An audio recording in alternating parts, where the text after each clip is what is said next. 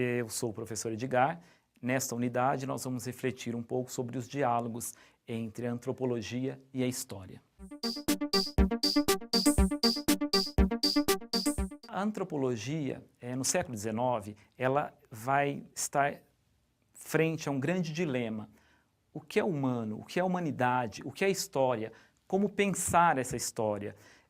Nós não podemos dissociar os pensadores do seu contexto. Ele é produto do seu contexto. E nesse contexto, o que estava em voga na academia eram as teorias evolucionistas.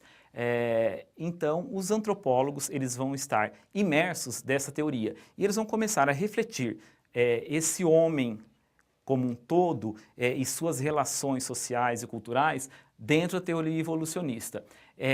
O que prega nesse século XIX, a princípio, a teoria evolucionista. A humanidade ela é composta de várias linhagens, ou seja, é uma poligenia.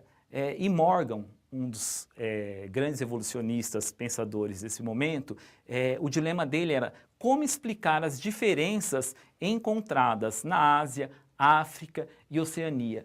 São povos, são culturas diferentes da europeia. E todo o pensamento evolucionista, antropológico, ele vai estar baseado naquela questão que nós já vimos de uma evolução da sociedade que parte da selvageria para a civilização. Ou seja, o que é a selvageria? A selvageria são os nativos, que são encontrados a partir das expedições marítimas do século XVI. E quem é o civilizado? O civilizado é o europeu, ápice do desenvolvimento da civilização.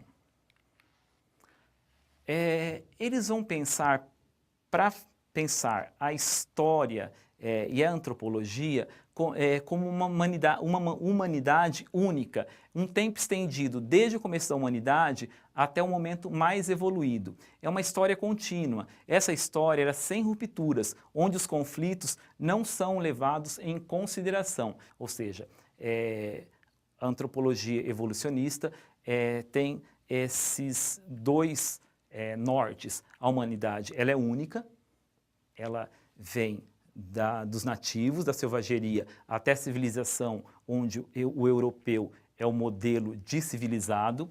É uma história contínua também, ela é evolucionista, ela não pode ter rupturas, ela não tem conflitos, ela é uma busca da origem. Então, sempre quando a antropologia é em diálogo com a história, ela não vai levar em consideração os conflitos e as rupturas. Então, eles vão buscar sempre a origem, como essa história começou e como ela chegou até aqui. O funcionalismo. Essa escola funcionalista ela vai ser fundada por Malinowski. Basicamente, ela vai romper com essa questão do evolucionismo, dessa história contínua, dessa humanidade contínua, onde nada tem conflitos, rupturas. O funcionalismo, ele critica a ideia de resíduos que passam de um estágio evolutivo ao outro.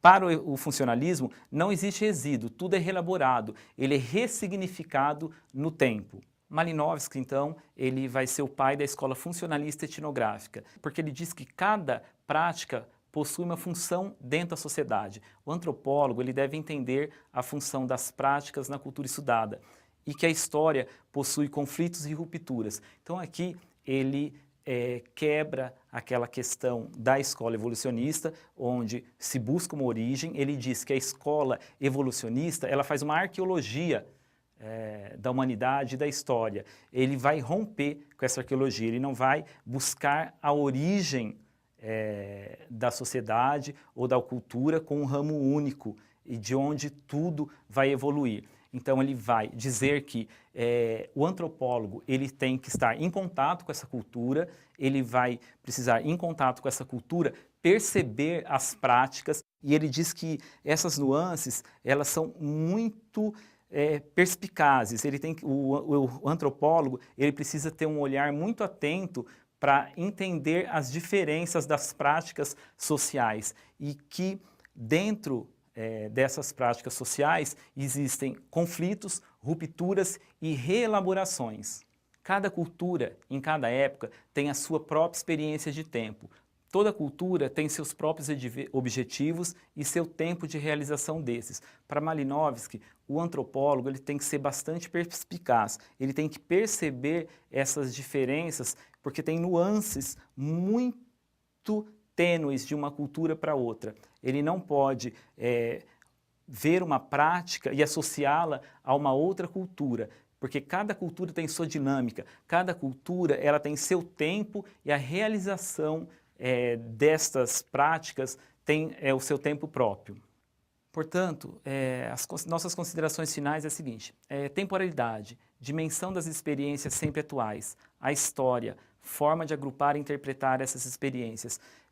Com a questão do funcionalismo e do culturalismo, ele rompe com aquele evolucionismo universalista e parte para um funcionalismo localizado, ou seja, esse julgamento do século XIX, do evolucionismo, onde havia o nativo, o selvagem e o europeu, o civilizado, a escola funcionalista e culturalista ela vai romper com essa noção eurocêntrica. Então, sai de cena o eurocentrismo e vai ser levado em consideração as práticas culturais locais e também um ganho nos estudos culturais é que vai deixar de existir aquela questão de cultura atrasada e cultura civilizada. Não existe mais essa noção. O que vai haver agora são culturas diferentes e cada uma deve ser respeitada nas suas práticas, nas suas noções de tempo